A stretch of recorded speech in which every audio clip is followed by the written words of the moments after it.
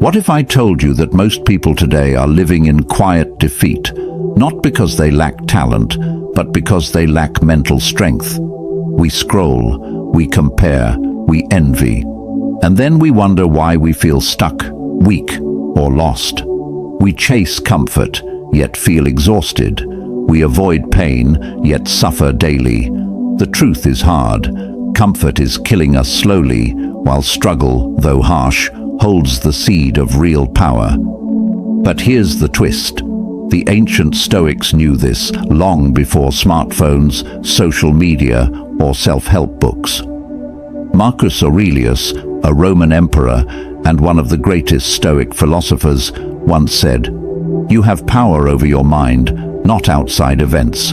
Realize this, and you will find strength." That's not just a quote. That's a weapon, a mindset, a way to live in chaos and remain unshaken. Stoicism doesn't make life easy. It makes you unstoppable. In this video, we're diving deep into 8 brutal Stoic laws that will force you to level up, mentally, emotionally, and spiritually. Not inspirational fluff. Real talk, real change. Each of these laws is drawn from raw Stoic truth, battle-tested in ancient Rome, and still painfully relevant today. Before we begin, I need you to do one thing. If you're serious about growth, don't just sit back and watch this like another motivational clip. This isn't background noise. This is your wake-up call. Like this video right now. Drop a comment as we go through, especially when a point hits hard. Share it with someone who needs this. And most importantly, don't skip any part, because even one missed law could cost you clarity or courage in a moment that matters most. Let's begin. Number 1. Embrace discomfort like a friend. We've been taught to run from pain, but the Stoics taught the opposite. Run toward it, eyes open. Think about your greatest growth moment. Did it happen when you were comfortable, relaxed, and everything was easy? Or did it happen when life punched you in the face and you had to choose, rise or stay broken? Marcus Aurelius faced wars, betrayal, illness, and still led with calm. He didn't avoid discomfort. He invited it to shape him. The impediment to action advances action. What stands in the way becomes the way. Marcus Aurelius. That's not poetic fluff. That's law. Every obstacle, a chance to sharpen your will. Every delay, a test of patience. Every rejection, a teacher of resilience. Modern life tells us, avoid pain. Stoicism whispers back, train for it. That cold shower, a test. That hard conversation, a path. That gym session when you're exhausted, that's where your character is being carved. The Stoics believed that by choosing controlled discomfort, you prepare for the chaos of life. So, when the storm hits, you're already built for it. Seneca, another Stoic, practiced sleeping on the floor, eating plain food, wearing old clothes, not out of self-hate, but self-training. Why? Because then, when life strips away your comfort, you're not shocked. You're ready. And here's the truth. Discomfort is not your enemy. It's your mirror. It shows you who you really are, and more importantly, who you're becoming. We avoid small pain today, only to suffer bigger pain tomorrow. But if you lean in, walk through that fire with awareness, something wild happens. You stop fearing the pain, and that's the beginning of freedom. From now on, see discomfort like a sparring partner. It might bruise you, but it's building you. Choose one small discomfort today and do it. No debate, cold shower, deep talk, sit with boredom. Remind yourself, this is how warriors are forged, because the only way to become unstoppable is to stop running. I want you to drop this affirmation in the comments. Discomfort is my training ground.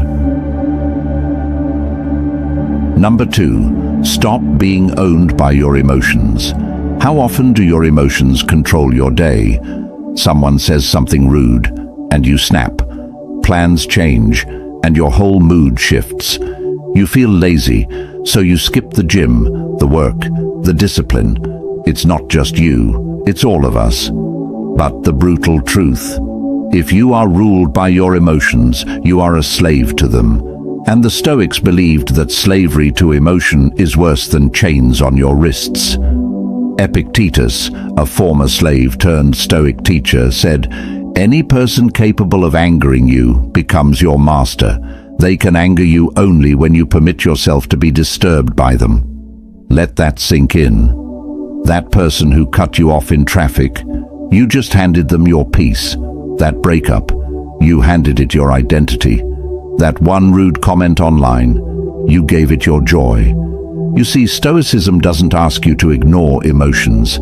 It teaches you to observe them, understand them, and respond instead of react. The difference between a child and a Stoic: the child throws a tantrum.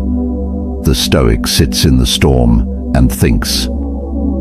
Marcus Aurelius, the most powerful man of his time, wrote in his private journal, which became Meditations, "If you are distressed by anything external, the pain is not due to the thing itself, but to your estimate of it, and this you have the power to revoke at any moment." That's the kind of control we rarely talk about, the power to not be shaken by what doesn't deserve our energy. And yes, it's brutal, because it means you can't blame others anymore. You can't say, "He made me mad," or "She ruined my day." You realize it's all you. The reaction, that was your choice. But here's the empowering part: you can choose again. You don't have to be a slave to your feelings. You can feel anger without acting in anger. You can feel fear and still move forward. You can feel sadness without drowning in it. That's emotional strength. That's Stoic freedom. Try this next time you feel triggered. Pause, don't act. Breathe. Ask, is this feeling useful right now? Respond with intention. This isn't being robotic, it's being in control. When you stop being owned by your emotions, you become clear, calm, powerful. You show up steady, and people notice. You don't get pushed around by every little thing anymore. You're grounded. And in today's emotionally chaotic world, that kind of stability, it's rare, it's magnetic, it's unstoppable. Real growth begins when you stop being a puppet and start being the master. Number 3. Stop expecting fairness. Life owes you nothing. One of the fastest ways to suffer is to expect life to be fair. Let that settle for a second. You work hard, and someone lazier gets the promotion. You love deeply, and they walk away. You do the right thing, and still get punished. And then the anger comes. This isn't fair. But here's the Stoic truth. Fairness is a myth we create, not a rule of the universe. Marcus Aurelius wrote, "You can commit injustice by doing nothing." Even he, Emperor of Rome, saw injustice every day. But instead of whining, blaming, or spiraling into despair, he grounded himself in one unshakable idea. Life is not about fairness. Life is about strength. The Stoics never expected life to treat them kindly. They expected pain, loss, betrayal, change.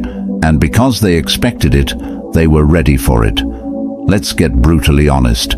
Fairness is a beautiful idea, but it can also make you weak if you cling to it too tightly. When we say, "This isn't fair," what we're often saying is, "I don't like how this feels, and I don't want to deal with it." But here's the law. You don't grow by expecting fairness. You grow by facing reality and moving forward anyway. Look around. Bad things happen to good people. Evil people sometimes win. Effort doesn't always equal reward. That's not negativity. That's life. Now here's what separates the average from the unstoppable. The average person waits for fairness. The Stoic, they build power within so strong that nothing external can break them. This doesn't mean you become cold or heartless. It means you stop waiting for the world to treat you right and start treating yourself right, regardless of how the world behaves.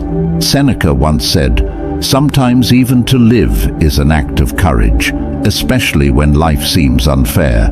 Here's what you do instead of complaining. You use the pain as fuel. You build skills so strong they can't be ignored. You love deeply without expectation.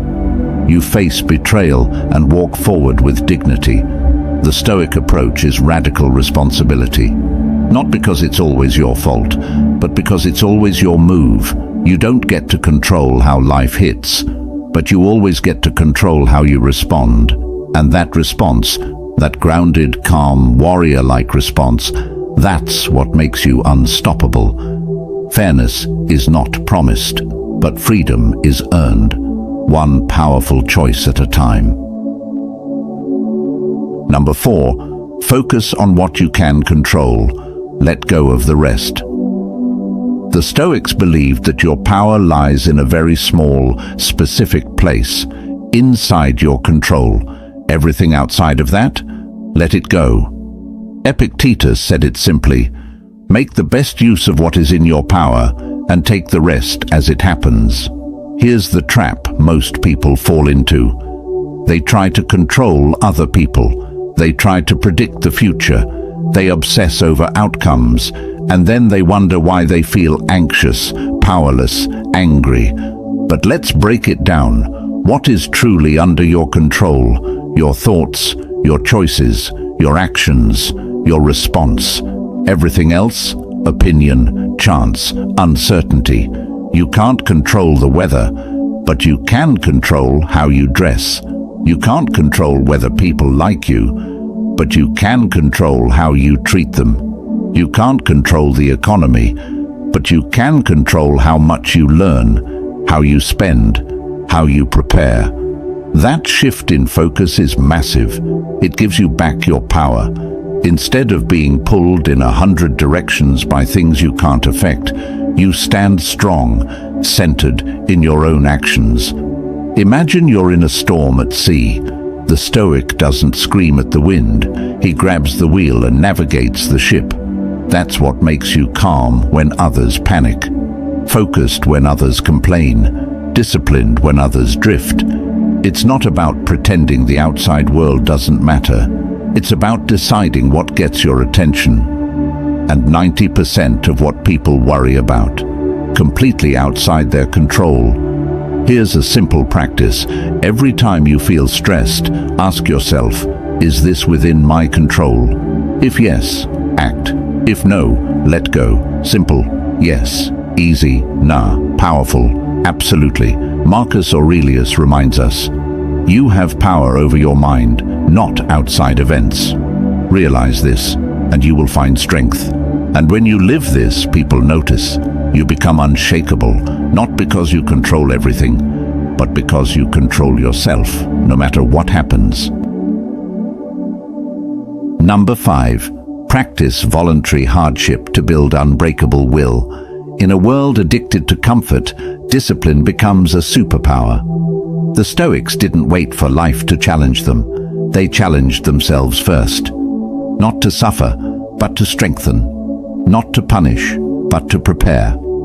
Seneca once wrote, "Set aside a certain number of days, during which you shall be content with the scantiest and cheapest fare, with coarse and rough dress, saying to yourself the while, 'Is this the condition I feared?'" This was voluntary hardship, a chosen moment of discomfort in order to build a mind that wouldn't crack under pressure. Now think about this. Most people today avoid discomfort at all costs. They never skip a meal. They never sit in silence. They never go without convenience. But what happens when life does get hard? They break. They panic. They blame. The Stoic, they've already trained for the hard days. They've already practiced hunger, fatigue, rejection, boredom, struggle. That doesn't make them invincible. It makes them adaptable. You don't build willpower by watching motivational videos. You build it by doing the thing you don't want to do, on purpose. Voluntary hardship could look like this: fasting for 24 hours to remind yourself that you control your urges.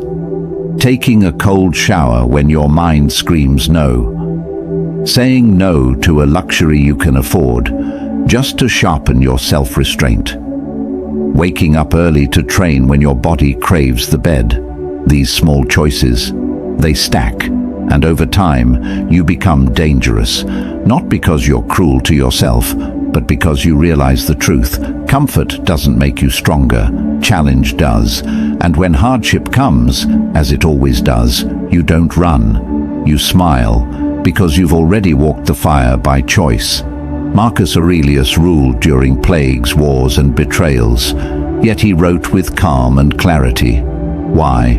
Because hardship wasn't a shock to him, it was expected. And when hardship is expected, it loses its power to paralyze you. So instead of asking, how can I make life easier? Ask, how can I become stronger? Practice being hungry, practice being alone, practice being cold, tired, rejected, bored, and remaining focused through all of it. Because one day, life will throw more at you than you think you can handle, and when it does, you'll rise. Number 6, detach from outcomes. Fall in love with the process. We've been taught to obsess over results. Get the job, win the deal, hit the goal, earn the money, be admired. But Stoicism flips the script. Detach from the outcome and master your process. Why? Because the result is never guaranteed, but your effort is always within your control. Epictetus said, "Freedom is the only worthy goal in life. It is won by disregarding things that lie beyond our control." When you cling to results, you set yourself up for suffering. You hit the gym for a week, don't see abs, you quit. You launch a project, it flops, you feel worthless. You love someone, they leave, you collapse. But what if instead you fell in love with the work itself? The showing up, the writing, the building, the thinking, the learning, the effort. That's the Stoic path, because when you focus on the process, you always win, even if the result isn't what you imagined. And here's the kicker. Ironically, when you let go of needing the outcome, you start to achieve more, because you're not desperate, you're not emotional, you're not driven by validation, you're grounded in action. Marcus Aurelius wrote, "Never let the future disturb you. You will meet it if you have to, with the same weapons of reason which today arm you against the present." Meaning, stop obsessing over what might happen. Just work your process with courage, right now. If you're a writer, write, not to go viral, but to sharpen your mind. If you're an athlete, train, not just to win, but to master your body. If you're building something, build, not for applause, but for pride in the effort. The moment you tie your worth to outcomes, you become fragile. The moment you tie your worth to discipline, intention, and focus, you become unstoppable. Here's a Stoic mindset shift. Show up like the result is already done, and you're just enjoying the craft. Whether you fail or succeed, bonus. You've already won, because you did the work. Number 7, embrace death. Live with urgency and purpose. Most people live like they're going to live forever. They waste time, delay dreams, stay stuck in bad habits and worse relationships. But the Stoics meditated on death, not to be dark, but to wake up. Marcus Aurelius wrote, "You could leave life right now. Let that determine what you do, say, and think." That's not fear, that's freedom. It's the realization that life is short, and we don't get to choose when it ends. So every moment wasted is a moment we never get back. Let that hit you. You don't get to wait for someday. You don't get to keep telling yourself, "I'll do it later." You don't get to assume that tomorrow is guaranteed.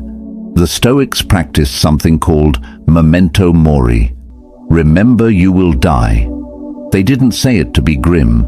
They said it to stay focused, present, and intentional, because when you truly realize that your time is limited, you stop wasting it. You stop scrolling for hours. You stop arguing over meaningless things. You stop tolerating mediocrity, and you start creating, loving, moving. Now, not later. Seneca once said, "It is not that we have a short time to live, but that we waste a lot of it." You might not control how long you live, but you do control how deeply you live. And the most dangerous lie is this: there's plenty of time. Nah, there isn't. That risk you keep avoiding, that business you keep postponing, that person you keep meaning to forgive, that change you keep saying you'll make next year. This is your moment. This is your time. The Stoic doesn't ignore death. He stares it in the face and says, "You will not catch me sleeping on my life." This awareness doesn't make you anxious.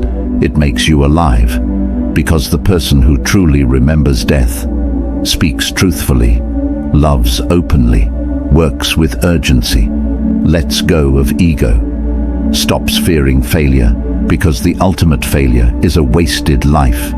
Live like you're on borrowed time, because you are.